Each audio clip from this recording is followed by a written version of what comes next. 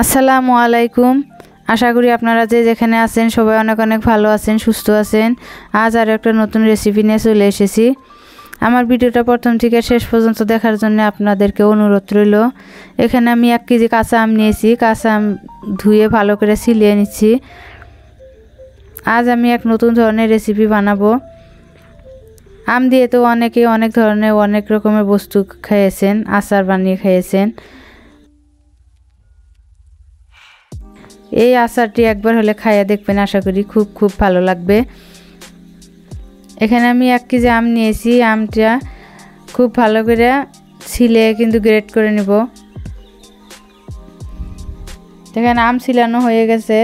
এখন একটা গ্রেটার নিয়েছি, গ্রেট করে নেব আমগুলা।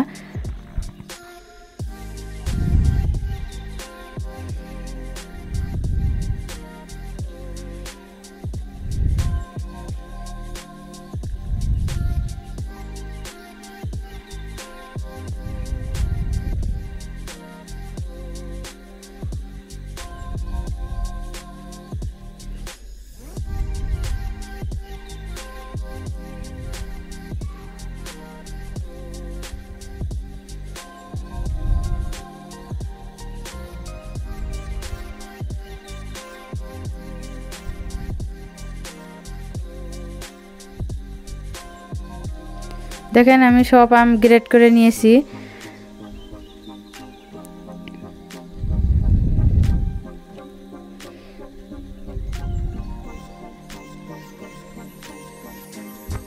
দেখেন আম গ্রেট করা প্রায় হয়ে গেছে। এখানে একটা প্লেট নিয়েছি, প্লেটের মধ্যে আমি গ্রেট করে নিচ্ছি, কিন্তু পিছলে যাচ্ছে।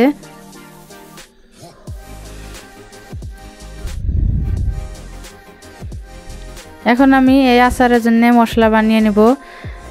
এখানে আমি শুকনা মরিচ নিয়েছি, জিরা, পাঁচফোড়ন, গোলমরিচ নিয়ে আমি ভেজে নিচ্ছি। মরিচগুলো আমি ভেজে নিচ্ছি।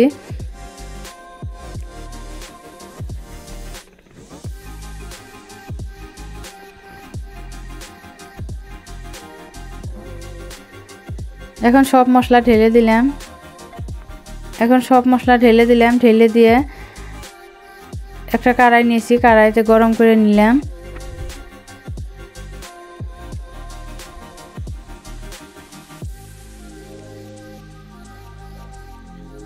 এখন আমি শিল পাটায় মশলা পিষে নেব।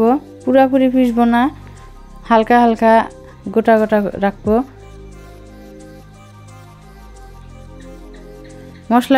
মশলাগুলো কিন্তু আধা পিষা করে নিলে আচারে দিলে ভালো লাগে। আচার খাওয়ার সময় মশলাগুলো মুখে লাগলে কিন্তু ভালো লাগে, সেজন্য আধা বাটা করে দিয়ে দেব। দেখেন আমার মশলা আধা গুটা বাটা হয়ে গেছে। এখন একটা প্লেটে উঠিয়ে নিচ্ছি।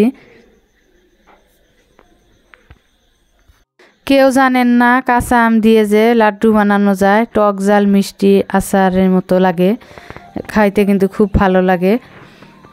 দেখেন এখানে আম গ্রেট করা হয়ে গেছে। এখন আমি চিনি দিয়ে দিয়েছি, 1 বাটি চিনি দিয়ে দিলাম, 1 বাটি অল্প কম, আর অল্প একটু লবণ দিয়ে দিয়েছি।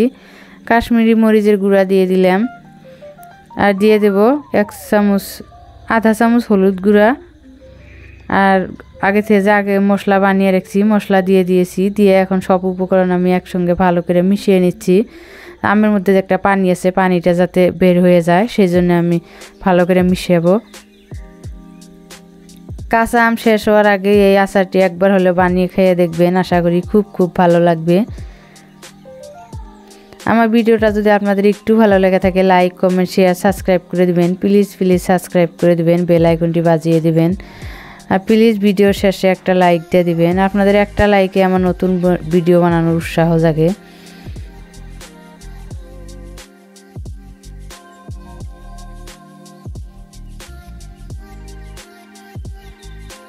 দেখেন আগে থেকে যে আমার মশলা মিশিয়ে রেখেছি। দেখেন আগে থেকে যে মশলা আর আম মিশিয়ে রেখেছি। এখন কড়াই গরম হয়ে গেছে, কড়াইতে ঢেলে দিলাম।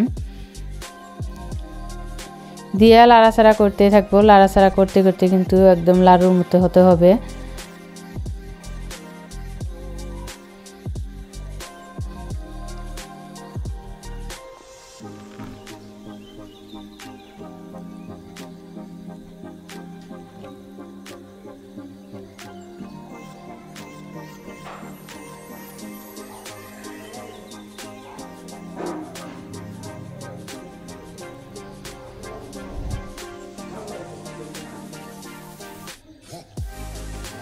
দেখেন কড়াই থেকে উঠে উঠে আসছে।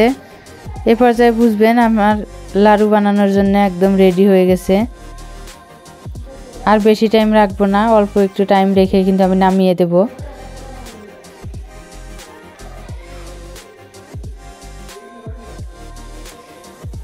কাঁচা আম দিয়ে তো অনেকে অনেকভাবে আচার বানিয়ে খাইয়ে দেখছেন, এভাবে একবার আচার বানিয়ে খাইয়ে দেখবেন, আশা করি ভালোই লাগবে। এখানে হয়ে গেছে, একটা প্লেটে নামিয়ে নিচ্ছি। ঠান্ডা করে নিলে কিন্তু লাড়ু বানানো যাবে। দেখেন আমি ঠান্ডা করে নিয়েছি।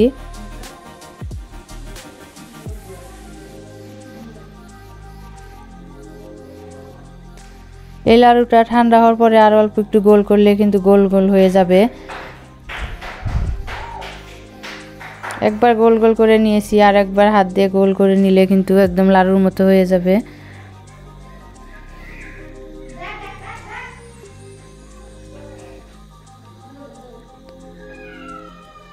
সবাই অনেক অনেক ভালো থাকেন, সুস্থ থাকেন। আসসালামু আলাইকুম।